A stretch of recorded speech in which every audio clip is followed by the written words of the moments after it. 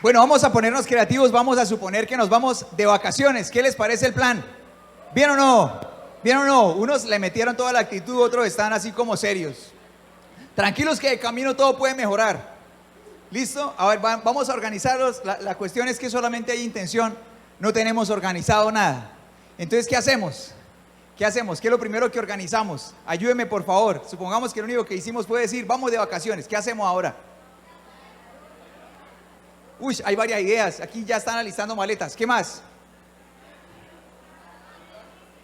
Uy, no, está buenísimo. Le estamos metiendo la energía. Bueno, yo creo que lo primero que hay que ver es si hay plata, ¿cierto que sí?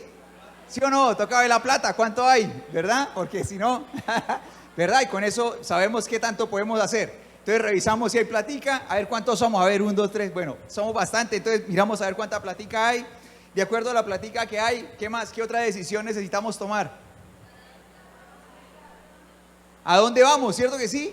¿A dónde vamos a ir? Entonces vamos a visitar a la nona, vamos a ir al pueblito, vamos a ir a la playa, vamos a ir a una finca. Bueno, ¿a dónde vamos a ir? ¿Listo?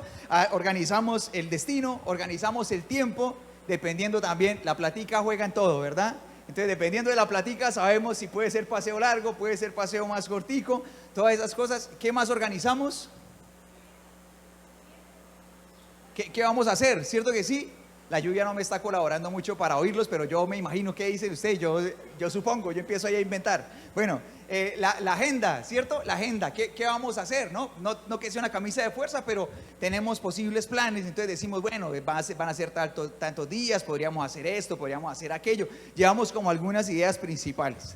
Y bueno, yo les comparto que la última oportunidad que tuvimos con mi familia de hacer un viaje, una vez más tuvimos entre esos días de compartir en ese viaje, pues un fin de semana.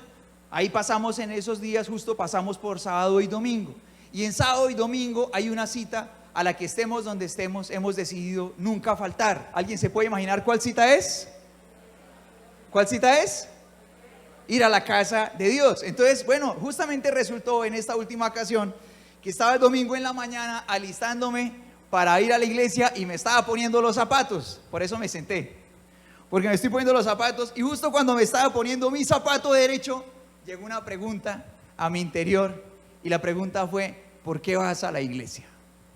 Esa fue la pregunta, una pregunta reflexiva. No era porque no quisiera ir, estábamos motivados a ir a la casa de Dios, pero fue una de esas preguntas que hace un niño, ¿verdad? O sea, un niño pregunta ¿por qué todo? ¿Cierto? Y están bien buenas esas preguntas porque le ayudan a uno a reflexionar y a encontrar respuestas sencillas de cosas muy grandes, verdades muy profundas, de manera sencilla y concreta. Y la pregunta fue entonces: ¿por qué vas a la iglesia? Y era una pregunta sencilla que podía implicar muchas cosas, ¿verdad? En ese contexto de las vacaciones, de pronto la pregunta podía hacerse más larga y podría tener más argumentos. Entonces podría la pregunta ser: bueno, ¿has ahorrado durante meses para venir a este lugar? Estás compartiendo solo unos pocos días. Aquí hay tantos planes para hacer, tantas cosas por conocer, y vas a invertir prácticamente una jornada de un día para ir a la iglesia. ¿Estás seguro de que quieres ir a la iglesia? Era como esa la reflexión, ¿no? Era como esa la reflexión, y eso en un corazón puede ser suficiente para decir: no voy, ¿verdad? El otro fin de semana que vuelva a Socorro City, vuelvo a la iglesia, ¿verdad? Puede ser suficiente. Pero mientras yo pensaba en esa pregunta y me ponía mis zapatos y todo eso, yo pensaba en una pregunta que me resulta muy parecida, y es: ¿por qué voy a almorzar hoy? ¿Sí o no? Y entonces resulta que así uno esté en donde esté visitando a los nonos, esté en la playa, esté en un pueblo, esté de paseo, tenga planes, uno siempre tiene una cita sagrada con la comida, ¿cierto que sí o no? ¿Cuántas veces al día uno tiene esa cita sagrada? Es como una religión, ¿verdad? Es como un acto religioso, es como una devoción, es como una pleitesía. ¿Cuántas veces al día uno tiene esa cita? Por lo menos, ¿verdad? Por lo menos, es una cita sagrada a la que uno asiste y se sienta a la mesa. Más o menos, ¿cuánto uno le invierte al día a comer? ¿Cuánto tiempo? ¿Cuánto tiempo uno invierte al día haciendo el ejercicio de la cuchara y el tenedor? Por lo menos, ¿verdad? Por lo menos, pienso yo que 1 hora y media. Yo también pensé en la cifra, hermano Carlito, estamos usted y yo conectados. Por lo menos 1 hora y media creo yo que uno se sienta a la mesa todos los días a satisfacer la necesidad de alimento de su cuerpo. Y uno lo hace porque uno sabe que el alimento físico es absolutamente necesario para vivir y que si uno juega con esa cita sagrada del alimento físico, uno tendrá consecuencias a corto y a largo plazo, ¿verdad? Entonces, por ejemplo, si uno está de paseo y uno no come, ¿qué pasa? En medio del paseo le empieza a dar una debilidad y se le daña el paseo, toca comer, ¿cierto que sí? Pero también a largo plazo eso puede ocasionar graves enfermedades. Ahora pensemos en esto. Si tenemos una cita sagrada con la comida física, ¿qué tan importante debe ser para nosotros la cita con el alimento de nuestras almas? ¿Qué tan importante debería ser? ¿Será que debe ser sagrada también o no?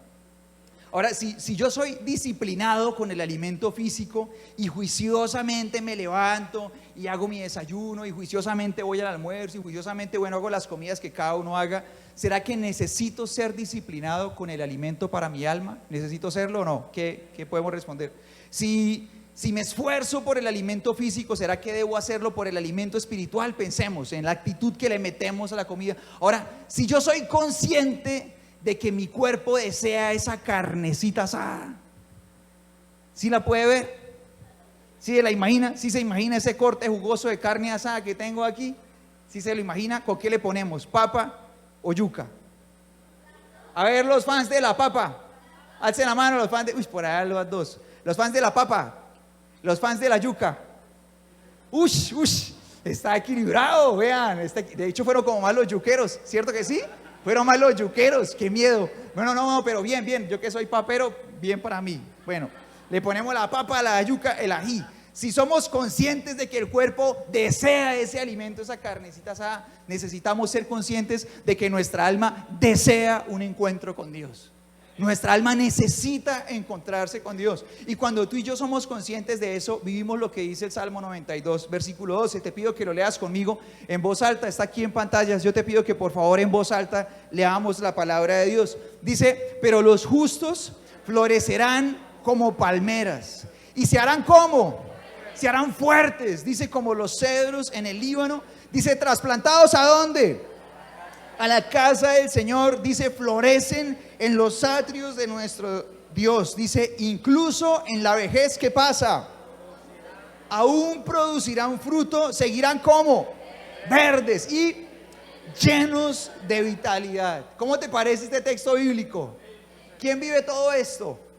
La persona que está plantada ¿dónde? En la casa de Dios. Todo esto es lo que el Señor dice que sucede en la vida de una persona que echa raíces en la casa de Dios. Ahora nosotros sabemos que la vitalidad física no es algo que se consigue de un día para otro, ¿cierto que sí? O sea, uno va al gimnasio un día y por el hecho de que uno se haga una selfie ahí en el espejo y mueva la patica, ¿cuál es la que? Bueno, y mueva la patica, por el hecho de que uno se haga esa selfie, ya no se convierte en una persona fit, ¿cierto? No es suficiente un día, o sea, ahí empieza el asunto, pero uno tiene que, ¿qué tiene que hacer? Toca continuar, ¿verdad? Por muy bonito que sea el termo del agua, ¿verdad? Uno tiene que continuar y tiene que seguir cultivando esa vitalidad. Lo mismo hay que hacer con el espíritu. Y para poder cosechar toda esta vitalidad que dice el Salmo 92, no solamente se necesita un día de devoción, sino que se necesita una decisión de devoción que continúa al día siguiente y al día siguiente y el día que sigue, y construimos una relación con Dios que tiene raíces profundas. Ahora, bueno, no sé si me puedes ayudar a recordar algún personaje bíblico que como que cuando vemos su vida tenga estas características, o sea, como que tenga esa vitalidad, que haya tenido como que esa capacidad de dar fruto desde su juventud, desde su vida adulta y hasta la vejez. ¿Alguien puede nombrar algún personaje bíblico que nos... ¿A quién? A José. Ahora, ¿quién más? David. ¿Quién más? Daniel también. ¿Y ellos amaban estar conectados en la casa de Dios o no? Sí, amaban estar conectados en la casa de Dios. Mira que incluso en los tiempos anteriores a que se construyera la primera casa que fue construida por Moisés, las personas que amaban tener una relación con Dios, a cada lugar donde iban buscaban construir un lugar de adoración para Dios, como es el caso de Abraham, ¿verdad? De hecho es muy impactante, por ejemplo, el caso de Daniel. Daniel crece a muchísimos kilómetros de Jerusalén. Bueno, a partir de su juventud, Daniel vive a muchísimos kilómetros de Jerusalén. Y dice la palabra que él hacía esto 3 veces al día, siendo un hombre tan ocupado como como para ocupar ese cargo de ser el político más importante del imperio medo-persa, dice la palabra de Dios que él abría las ventanas de su cuarto 3 veces al día, o como podría uno pensar, desayuno, almuerzo y cena, ¿verdad? ¿Cierto que sí? Abría las ventanas de su cuarto y dice la palabra de Dios que ya que él no podía ir hasta la casa de Dios en Jerusalén, él abría las puertas de su cuarto y se arrodillaba mirando hacia ese lugar de adoración que estaba construido a cientos de kilómetros. Ahora, cuando tú y yo vemos cada personaje bíblico y vemos cómo florecía en la casa, en medio de su vida, tú y yo nos damos cuenta de que florecía también en la casa de Dios. Y yo te quiero pedir que fijemos hoy nuestra atención en Josué. ¿Alguien se acuerda de Josué? Ahora, yo quiero que tú y yo miremos un dato que nos da la palabra del Señor acerca de Josué, que aparece en Éxodo 33, versículo 11. Y te pido que lo leamos juntos. Vamos a leer este versículo que es bellísimo. Te pido que lo leamos en voz alta. Y aquí la palabra del Señor nos habla de Moisés, pero también de Josué. Y quiero que lo veamos juntos. Y la palabra del Señor dice así. Léelo con atención. Listo, vamos a leerlo con mucha atención y mucho corazón, porque la verdad es que no tiene pierde cada frase. Dice: dentro de la carpa de reunión, hagamos pausa. Esa carpa de reunión se refiere a la casa de Dios que ellos tenían en esa época. No se había construido el primer edificio, sino que en ese tiempo el lugar de adoración construido por Moisés era una carpa, era una casa portátil. Se podía desarmar y volver a construir en medio de la migración que hacía el pueblo de Israel. Leámoslo juntos otra vez. Dice: dentro de la carpa de reunión, el Señor hablaba con Moisés cara a cara, como cuando alguien habla con un amigo. ¿A quién le gustaría vivir eso?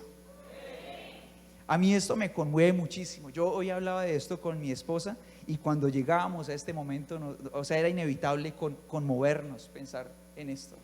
Y mira que cuando el Señor nos trae a este lugar, el Señor desea que tú y yo tengamos este tipo de conexión con Dios. Que tú y yo podamos sentir que cada vez que venimos a este lugar, podemos conectar con Dios y podemos hablar con Él como quien habla cara a cara con un amigo. Es lo que el Señor desea para ti y para mí. Y mira lo que sigue diciendo la palabra de Dios. Dice: después Moisés regresaba al campamento, mientras que su asistente, el joven Josué, hijo de Nun, ¿qué hacía? Permanecía en la carpa de reunión. Eran unos apasionados por Dios. Eran 2 hombres que amaban a Dios profundamente, y Moisés se encontraba con Dios cara a cara en ese lugar, y esa pasión se transmitió a Josué, que era su ayudante. Aquí tú y yo estamos a una distancia de más de 40 años de Josué empezar su liderazgo. Un liderazgo exitoso, de profunda conexión con Dios, en el que tú y yo vemos cómo el Señor lo guió en cada momento de su vida. Y estamos a más de 40 años. Josué no empezó una conexión con Dios cuando tenía 80 años, que fue cuando empezó a liderar. Antes de los 40 años estamos aquí. Y él era una persona apasionada por Dios. O sea que cuando Josué empieza su liderazgo, no es un crotico por así pequeñito, un arbustico plantado en la casa de Dios. Es tremendo árbol.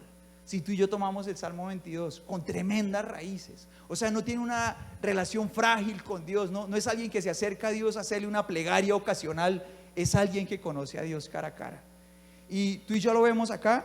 Y después de esta escena que nos muestra la palabra de Dios, poquito tiempo después, sucede algo en el pueblo de Israel. El pueblo de Israel sale de la esclavitud y está haciendo una migración a un lugar que Dios le ha prometido. Y el pueblo de Israel es sacado por Dios de la esclavitud. El Señor ha peleado por ellos, los ha sacado de allí, y ahora ellos están caminando para el lugar que el Señor les ha prometido, y en ese lugar ellos deben enfrentar a sus enemigos y conquistar aquello que el Señor les ha prometido. Se parece mucho a lo que nos corresponde a nosotros, ¿cierto que sí? ¿Se parece, sí o no? O sea, tú y yo vimos cómo el Señor peleó las batallas por nosotros para limpiarnos de nuestros pecados. O sea, ninguno de nosotros tiene que hacer algo para que el Señor le perdone, ¿verdad? Con un corazón sincero es suficiente, ¿cierto que sí? O sea, si tú y yo nos acercamos a Dios y le pedimos perdón al Señor, el Señor nos perdona, y no tuvimos que pagar nada ni hacer ninguna obra para que el Señor pudiera perdonarnos. Lo único que hay que hacer es creer. ¿Sí estás conmigo o no? Nada más, eso es todo. El Señor nos perdona. Ahora, empieza un camino, y lo que sí tenemos que hacer es confiar en el Señor y estar listos para enfrentar a nuestros enemigos. Enfrentar aquellas cosas que han venido a ocupar lugares que el Señor desea que seamos nosotros los que los disfrutemos de su mano. Y bueno, este pueblo de Israel se está acercando a esa tierra prometida y entonces necesitan 12 espías para que vayan a ver la tierra. Y escogen a un príncipe de cada tribu de Israel. ¿Cuántas tribus en Israel hay? Son 12. Y escogen un espía de cada tribu. Y entre los escogidos están nuestro querido amigo Josué. Y vamos a recordar otro nombre que es nuestro querido amigo Caleb. ¿Listo? ¿Cómo eran los dos nombres? Josué y Caleb. Ellos van y hacen una exploración. ¿Alguien sabe de cuántos días dura la expedición? ¿Alguien se acuerda? Yo voy a seguir aquí haciendo así hasta que alguien ¿nadie se acuerda cuánto dura la expedición? Bueno, yo me voy a hacer el logo que esto no pasó. Esto se puede cortar, no podemos hacer nada, ¿verdad? Estamos en vivo, o sea, ya hicimos el oso públicamente. Bueno, perdón a todos. 40 días, ¿verdad? 40 días, ¿cierto que sí? 40 días dura la expedición. Y cuando ellos regresan, este es el informe. ¿Cuántos espías iban? 12. Este es el informe, te pido que lo leas conmigo, está en pantallas, dice la palabra de Dios así en Números capítulo 13, versículo 25. La palabra del Señor dice: este fue el informe que dieron a Moisés. Dice: encontramos en la tierra, te pido que leas en voz alta conmigo. Dice: encontramos en la tierra la cual nos enviaste a explorar, y en verdad es un país sobreabundante, una tierra en donde fluye la leche y la miel. Aquí está la clase de frutos que allí se producen. Dice: sin embargo, el pueblo que la habita es poderoso y sus ciudades son grandes y fortificadas. Hasta vimos gigantes y los descendientes de Anac. Los amalecitas viven en el Negev, y los hititas, los jebuseos, los amorreos viven en la zona montañosa. Los cananeos viven a lo largo de la costa del Mediterráneo, a lo largo del valle del Jordán. En ese momento la escena se empieza a complicar. El ánimo de la gente se empieza a desencajar cuando empiezan a oír los enemigos. Y entonces Caleb interrumpe ahí la situación. Dice el versículo 30: pero Caleb trata de calmar al pueblo que se encontraba ante Moisés. Vamos enseguida a tomar la tierra, dijo, de seguro podemos conquistarla. Dice el versículo 31: pero los demás hombres que exploraron la tierra con él no estuvieron de acuerdo. No podemos ir contra ellos, son más fuertes que nosotros. Entonces comenzaron a divulgar entre los israelitas el siguiente mal informe sobre la tierra. ¿Qué corre más rápido, una buena noticia o una mala? ¿Verdad? Parece que tuviera como mejor carro, ¿verdad? O sea, parece que como que la mala noticia fueran ¿verdad? ¿Cierto que sí? La buena noticia fuera como en burro, ¿verdad? Más despacio, es algo así. Dice el versículo 32: entonces comenzaron a divulgar entre los israelitas el siguiente mal informe sobre la tierra. La tierra que atravesamos y exploramos devorará a todo aquel que vaya a vivir allí. Todos los habitantes que vimos son como enormes, hasta había gigantes, los descendientes de Anac. Al lado de ellos nos sentíamos como saltamontes. Y así nos miraban ellos. O sea, imagínate cómo era la situación en ese momento, cómo el ambiente pesimista cargó la escena. Dice entonces toda la comunidad, ¿qué pasó? Ahí seguimos. Dice entonces toda la comunidad empezó a llorar a gritos. Dice: y así continuó toda la noche. Sus voces se elevaron en una gran protesta contra Moisés y Aarón. Si tan solo nos hubiéramos muerto en Egipto, o incluso en aquel desierto. Mira, calcula esto, ¿no? Ellos en Egipto, ¿qué profesión tenían? Eran esclavos, les partían la espalda con látigos, hacían con ellos lo que ellos querían. Pero ellos decían: si tan solo hubiéramos muerto en Egipto, o incluso aquí en el desierto, se quejaban. Dice: ¿por qué el Señor nos está llevando a esta tierra solo para que muramos en la batalla? A nuestras esposas y nuestros hijos se llevarán como botín. ¿No sería mejor volvernos a Egipto? Y entonces conspiraron entre ellos: escojamos un nuevo líder. ¿Y qué cosa? Es brutal, ¿cierto que sí? Es brutal este momento. Y ahora te pido que en los próximos versículos leamos este informe, que ahora es de solamente 2. Es como que el grupo se parte, y 10 son los que apoyan este primer informe que hemos leído y causan toda esta conmoción. Pero 2, nuestros 2 amigos que se llamaban ¿cómo? Josué y Caleb, dan este informe. Dice entonces: Moisés y Aarón cayeron rostro en tierra ante toda la comunidad de Israel. dos de los hombres que exploraron la tierra, Josué, hijo de Nun, y Caleb, hijo de Jefone, se rasgaron la ropa, era como una señal de desesperación, y dijeron a todo el pueblo de Israel: la tierra que atravesamos y exploramos es como, es maravillosa. Si el Señor se agrada de nosotros, Él nos llevará a salvo a esa tierra. ¿Y qué? Y nos la entregará. Es una tierra fértil donde fluyen la leche y la miel. No se rebelen contra el Señor y no teman al pueblo de esa tierra. Para nosotros son como presa indefensa. Ellos no tienen protección, pero el Señor está con nosotros. No les tengan miedo. Hoy es muy potente, ¿verdad? O sea, y uno se pregunta, ¿pero qué pasó ahí? Porque hay una diferencia tan brutal en el primer informe de estos 10 que dijeron todas esas cosas que llenó de pesimismo a todo el mundo, y se siente como que hay un abismo gigante con el informe de estos dos que se llamaban Josué y Caleb. Ahora, ¿cuántos de ellos conocían la palabra de Dios? Todos. No solamente estos dos, todos habían oído la palabra de Dios. ¿Cuántos de ellos habían visto milagros? Todos habían visto milagros. Todos habían visto la mano sobrenatural de Dios haciendo milagros, cosas que nadie nunca se imaginó para sacar a su pueblo de la esclavitud de la potencia mundial de la época. ¿Por qué había entonces maneras de ver tan diferentes la misma escena? ¿Por qué si los 12 fueron al mismo lugar, los 12 vieron lo mismo, traían informes tan diferentes? Porque ellos tenían actitudes tan distintas frente a la misma situación. Y tú y yo nos encontramos con que solamente en el corazón de estos dos, de Josué y Caleb, había fe, mientras que en el corazón de estos 10 se había confundido la fe con moral, con moralidad. Y eso es muy diferente. Ahora, ¿qué es la fe? Alguien que me ayude, ¿qué es la fe? Yo le dije a mi esposa: cuando yo haga esa pregunta hermosa, todo el mundo va a responder Hebreos. ¿Qué es la fe? La fe es la certeza de lo que se espera. ¿Y qué más? Y la convicción de lo que no se ve. O sea, ¿qué es la fe? La fe es una confianza absoluta en Dios. Es confiar en Dios por encima de todo. Es confiar en Dios aunque yo sienta lo que sienta. Es confiar en Dios vea lo que vea. Es confiar en Dios a pesar de mi pasado. Es confiar en Dios a pesar del que dirán. Es confiar en Dios a pesar de las circunstancias. Confiar en Dios siempre. ¿Sí están conmigo o no? Eso es la fe. Confiar en Dios siempre, en todo momento. ¿Y qué es la moral? La moral es un conjunto de costumbres y normas que le hacen sentir al ser humano que está actuando bien. Esa es la moral. Entonces, cuando los escogen a los 10 se ven buenas personas, ¿cierto que sí?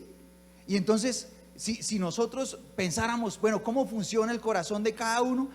La persona que depende de la moral es una persona que dice: yo estoy bien porque hago las cosas bien. O sea, yo estoy bien porque yo soy un buen padre. Yo estoy bien porque yo soy un buen hijo. Yo estoy bien porque yo soy trabajador. Yo estoy bien porque yo hago las cosas bien. Así funciona el corazón de una persona que actúa según la moral. Pero el corazón de una persona que actúa según la fe dice: yo estoy bien porque creo en Dios y confío en Él. Y entonces yo aprendo de Él a ser un buen padre. Yo aprendo de Él a ser un buen hijo. Yo aprendo de Él a ser un buen trabajador. ¿Hay diferencia o no? Es una diferencia brutal. Es una diferencia muy grande. Es una diferencia gigantesca entre los dos. Ahora mira, la moral no produce fe. Una persona puede decir: yo soy un buen papá, y al contrario de tener fe y buscar a Dios, decir: yo no necesito ir a la iglesia. ¿Cierto que sí? Si a mí me va bien, si yo soy trabajador, ¿qué me sale mal? Que el que necesita de Dios es acá el vecino Nicolás. ¿Cierto que sí? Ese sí necesita, pero yo no. Yo estoy súper bien, yo soy un buen padre, yo soy un buen hijo, yo soy un buen hermano, todo me está saliendo bien. En cambio la fe sí produce una pasión por tener excelencia moral. La fe sí.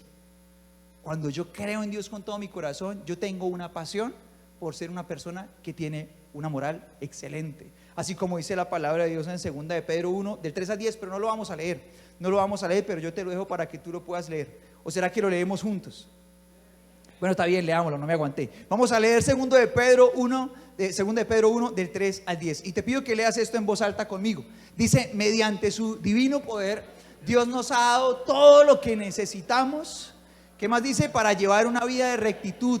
Todo esto lo recibimos al llegar a conocer a aquel que nos llamó por medio de su maravillosa gloria y excelencia. Dice, y debido a su gloria y excelencia nos ha dado grandes y preciosas promesas. Dice, estas promesas hacen posible que ustedes participen de la naturaleza divina.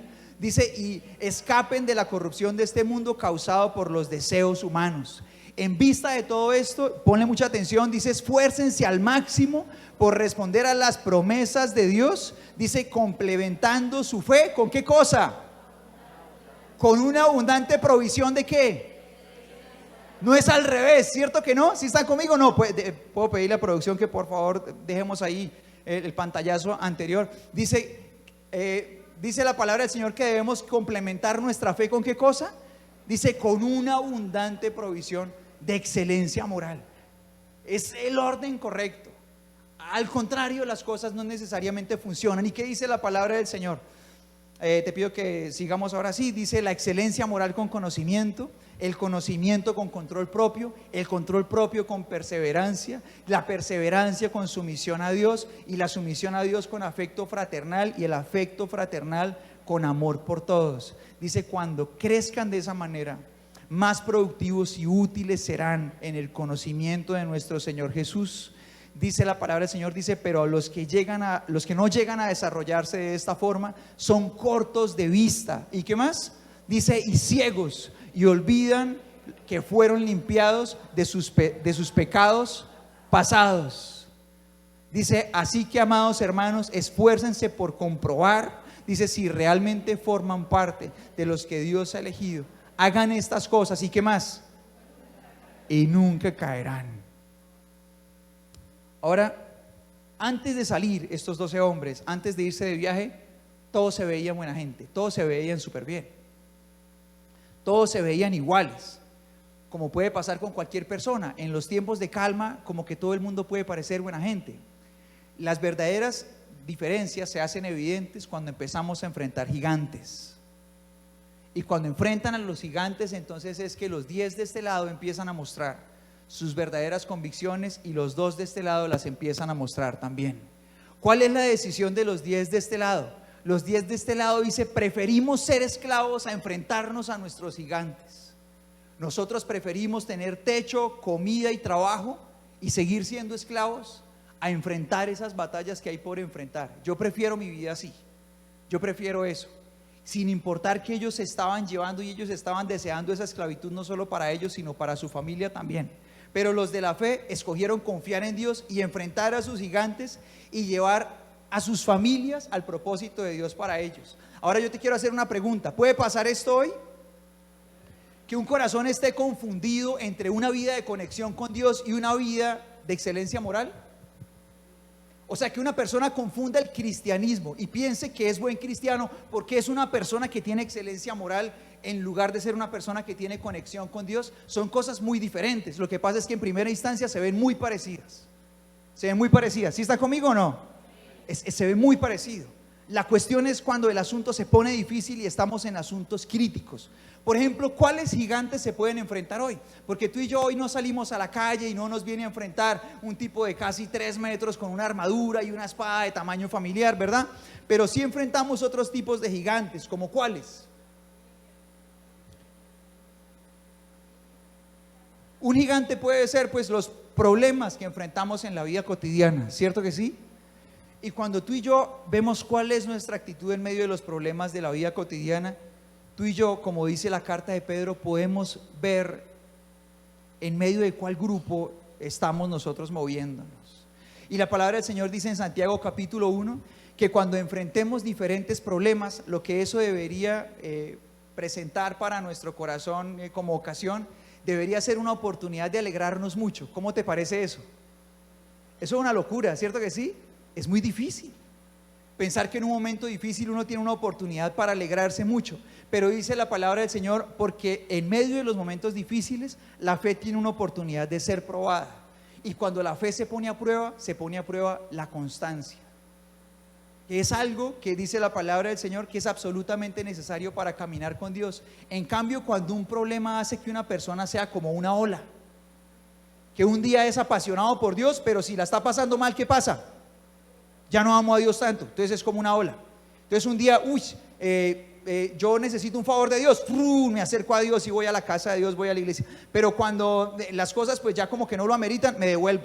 Entonces dice la palabra de Dios en Santiago capítulo 1 que cuando el corazón de uno es como una ola, que un día va y otro día viene, dice esa persona no debería esperar nada de Dios, porque es desleal, tiene la lealtad dividida, y a veces le es leal a Dios y a veces le es leal a sus propios deseos o al mundo.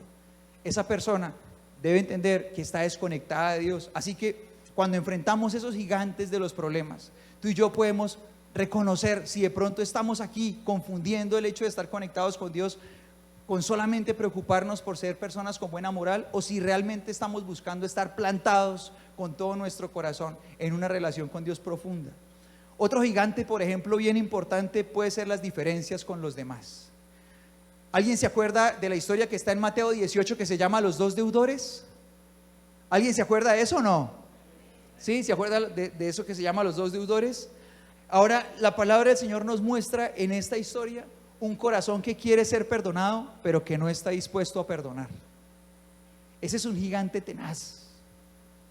Y tú y yo podemos identificar qué clase de cristianos somos también en medio de enfrentar a este gigante, en medio de enfrentar esta circunstancia. Si a nosotros nos gusta ser perdonados, pero ¿cómo nos va perdonando a los demás? ¿Cómo nos va ahí? Y cuando nosotros enfrentamos ese tipo de situación tan difícil, nosotros podemos identificar qué tipo de corazón tenemos. A veces una persona prefiere no enfrentar ese gigante y tener el corazón lleno de ira, y en lugar de ir a enfrentarlo y hacerse cargo de él, ¿sabes qué hace? Se va con su ira para su casa y dice: no, yo continúo con mi vida así, yo estoy bien, yo tengo techo, yo tengo trabajo, yo tengo alimento, yo me voy con mi familia en otra dirección, pero yo no voy a enfrentar ese gigante. Y se lleva toda su amargura para su casa. ¿Y en quién la descarga? En su familia, en sus hijos, en su esposo, en su esposa, y empieza a sembrar ese odio en los demás, en medio de las personas que comparten esa misma casa, por no enfrentar a sus gigantes, igual que estos 10. Ahora, otro gigante que uno enfrenta, realmente tiene como varias caras, aparece en Mateo capítulo 5, versículo 7, y son esos gigantes que están dentro de nosotros.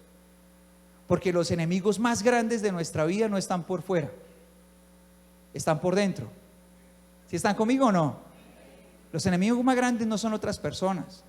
Los enemigos más grandes no son los problemas ni las circunstancias de la vida. Los enemigos más grandes están aquí, dentro de nosotros.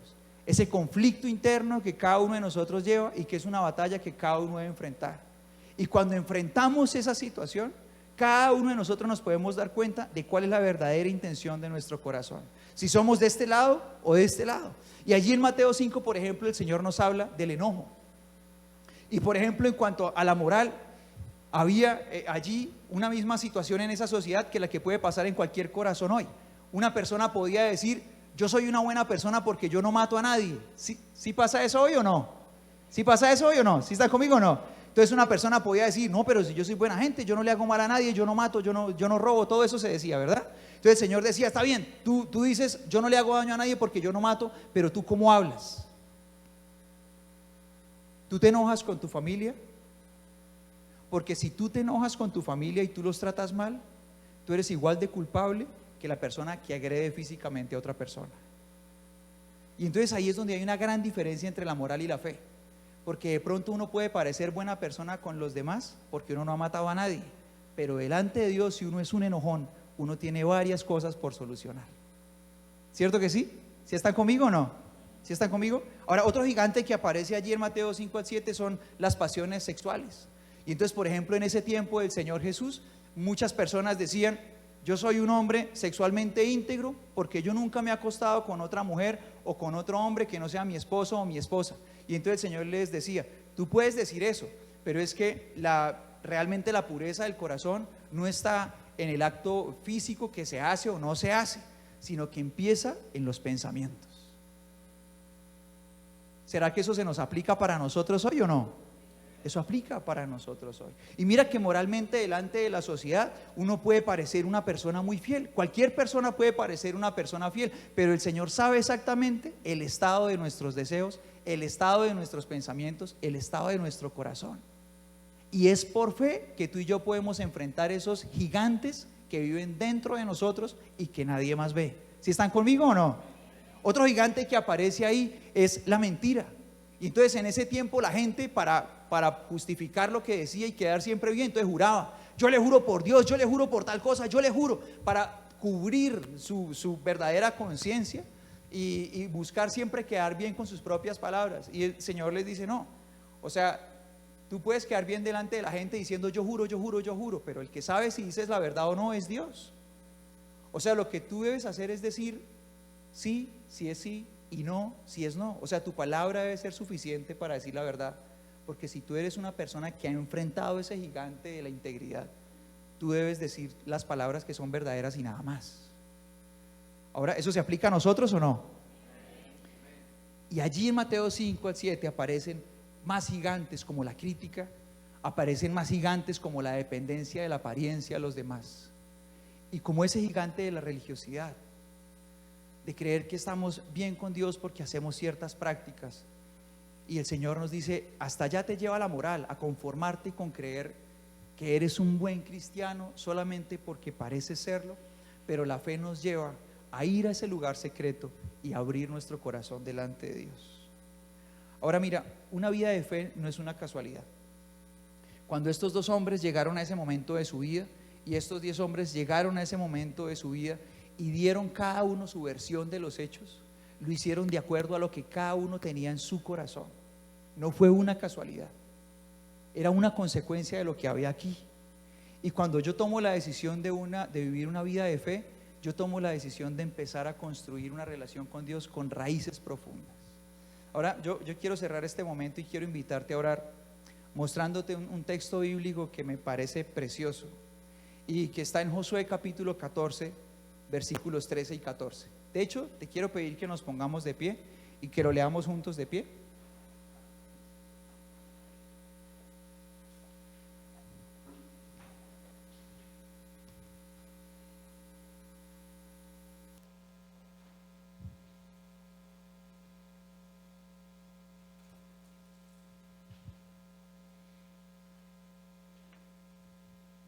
Y aquí aparecen nuestros dos personajes. ¿Sí ves sus nombres ahí en las pantallas?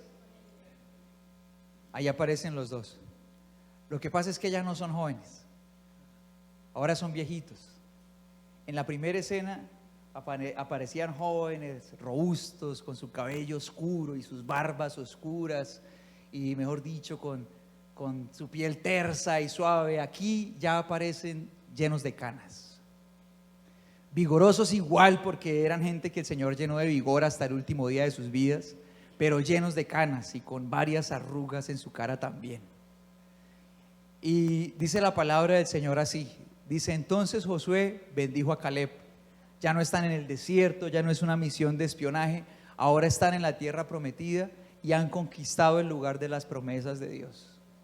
Dice: entonces Josué bendijo a Caleb, hijo de Jefone, y le dio Hebrón, una montaña preciosa que Caleb había escogido y que estaba habitada justamente por esos gigantes a los que esa demás generación había tenido miedo. Ellos habían tenido que esperar 40 años como consecuencia de la actitud rebelde de los demás para poder tener su oportunidad de poder ir a la guerra confiando en Dios. Y pasa esto, dice: entonces Josué bendijo a Caleb, hijo de Jefone, y le dio Hebrón. Dice, le dio Hebrón como su asignación de tierra. Dice: Hebrón todavía pertenece a los descendientes de Caleb, hijo de Jefone, el cenezeo, porque él siguió al Señor Dios de Israel con todo su corazón. ¿Sabes qué es lo que me parece bellísimo?